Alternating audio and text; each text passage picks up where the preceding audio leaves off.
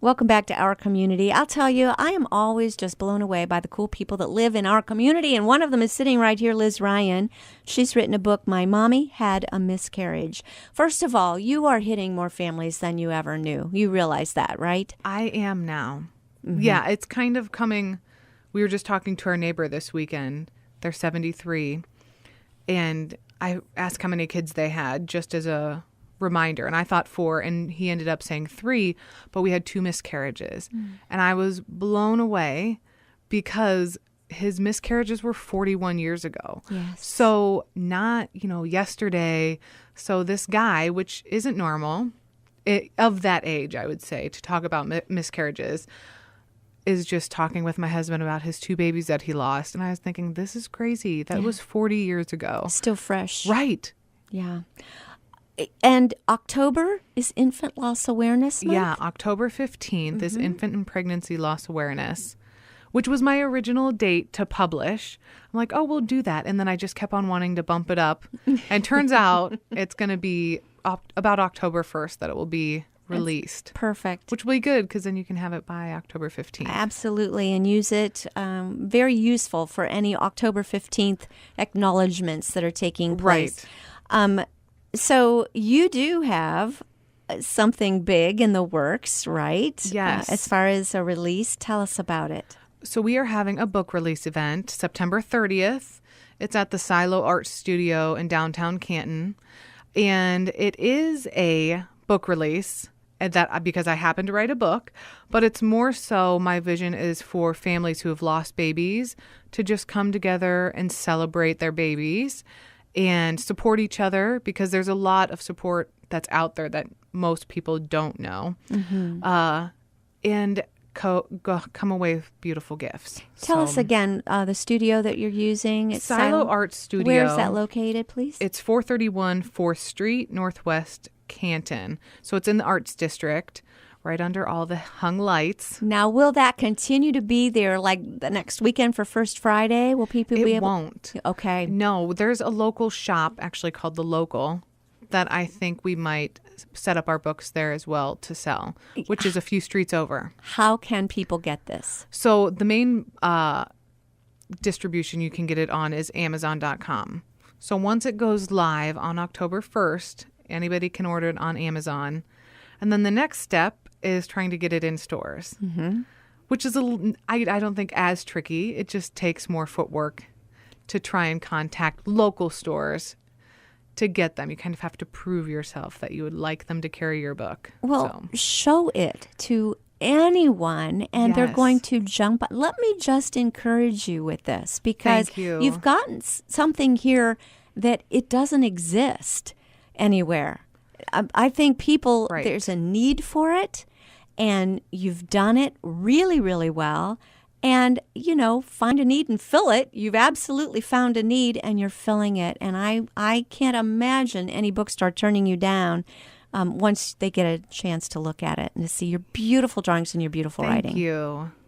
Well, it's just the truth. Let me just say that. Let me also warn you about this. Book signings are a lot like a garage sale, so just keep that in mind. Okay, because we hate garage sales. Okay, well, book signings feel a lot like a garage sale. I've stopped doing garage sales and just do free sales and set all my stuff out and put for free.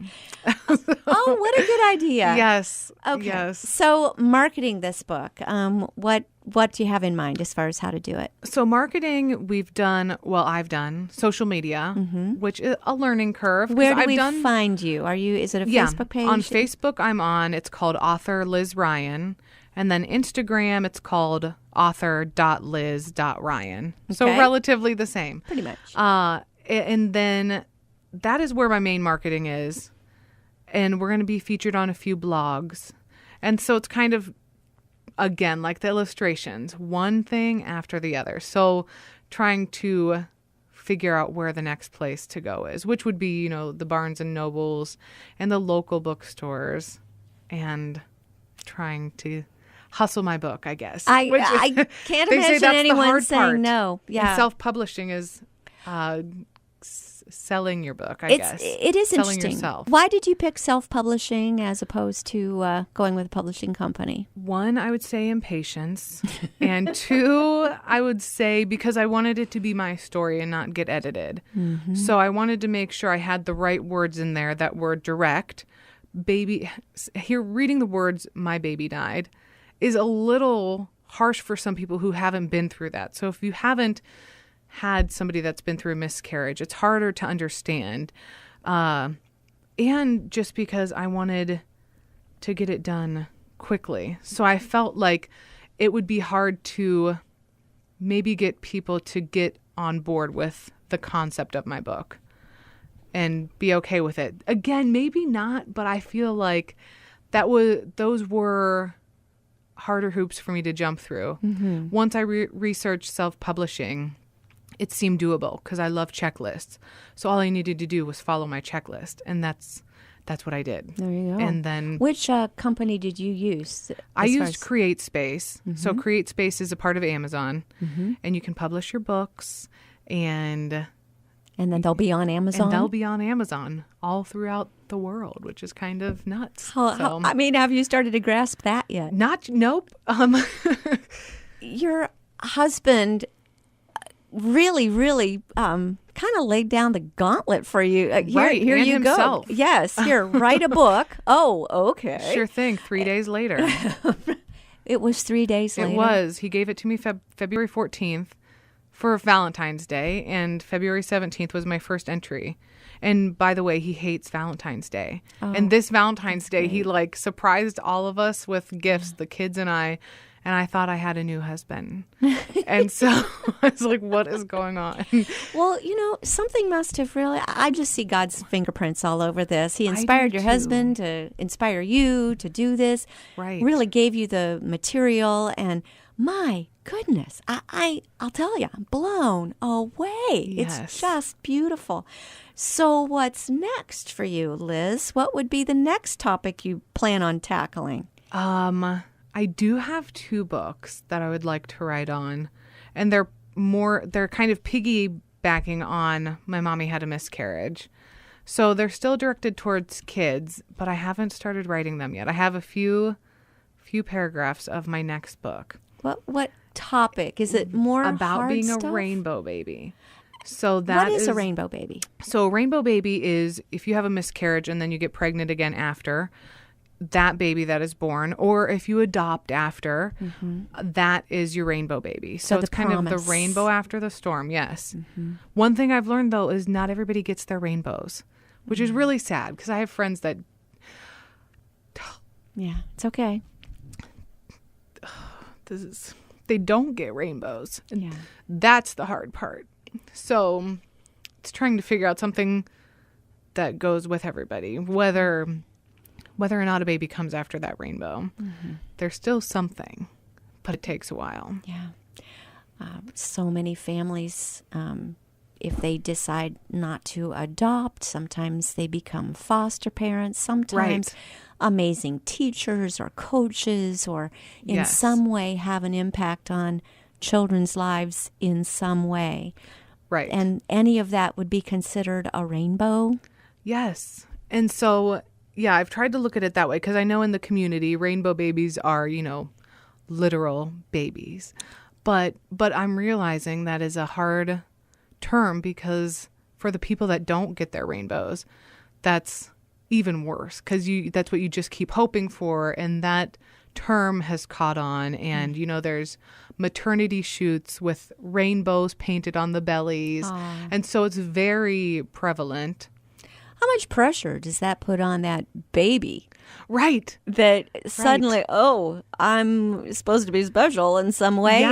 Yeah. And, does it? Have you seen that in your own child? In my son, mm-hmm. I think he actually loves it. Like, he's like, I'm your rainbow baby. I'm your prize. Right. And he likes to talk should. about the process of how we got to our rainbow baby. Wow. So he knows the baby died, and he knows that I was his rainbow baby. And I told him Mommy and Daddy were super sad, and that he really has taught me, I had no idea how much I would learn from having him. And he's quite the teacher. How many children do you have? I have 3. Wow. Yes. Wow. So he wants to include them. So he says they're all rainbow babies. He wants to include his sisters. Well, how which generous is pretty of him. much, And yes, he can share his rainbows. Yes. I love that so much. Yes. So how about as you go to the second child and the third child, do they seem to have that same sense of, wow, we were really, really, really wanted? I would say so. Mm-hmm. And especially after this book. So my daughter, she's 4 years old. And so when the book came in the mail and we got to read it together, she was pretty much on cloud nine like the rest of the day and repeated the whole book to me. So she really likes the idea. It puts in like, she knows that babies die. And where my son could understand a little more, she's kind of picking up on it all now, which is nice to see that a 4-year-old can grasp it pretty well. What are their ages? So your youngest is 4? My youngest is 20 months. Okay. Yeah, well, and then I have a 4-year-old and a 6.5-year-old. Yeah. And he gets it. Right. Oh, he gets it for sure. And the 4-year-old gets it. Yes. So what ages would you say this book is for? I would say probably anywhere from 2 years old to 10 or 12. Yeah. But even more, like, I think I think the audience is vast because for the families who haven't had miscarriages, or if this is the first miscarriage in your family, so now you have grandparents that need to understand this, and they're going to need to have dialogue with their grandkids if there are some. And I think even if a grandparent read this, or aunts and uncles, your sisters and brothers, or community, it helps in a nice way, like for adults to grasp in a really easy way. Mm-hmm. Because it's really hard and uncomfortable for adults to understand the dark, dark parts of miscarriage, and they can't if they haven't gone through it. But when you read it from a child's perspective, I think it makes it a little easier for them and less uncomfortable because it's as lighthearted as as the topic could be. Right. The book's pretty lighthearted, but it's straight to the point. So yes. It doesn't use, words to deflect. It's there to address it head on. And so my main vision for it was for communities and families and caretakers. Well, what I love is that you have written this on levels so that it's for the child, but yes. the parent gets something from it. The grandparent gets something from it. Extended family members can get something from it as well. Right. Remind us your event, and you are specifically inviting anyone who's lost a baby through miscarriage to attend. But may anyone attend? Yeah, anyone can attend. And where and when again? So September 30th at 7 o'clock at Silo Art Studio, and it's 431 4th Street in Canton. And your books will be available there? They will, and they'll be signed, which will be a different. That's where so you weird. Be. Yes. For yes. Sure. Well, we're excited about this, and we're excited to hear about your next one. And keep in touch with us. And Liz Ryan, thank you for what you're bringing to our community. Thank you for having me.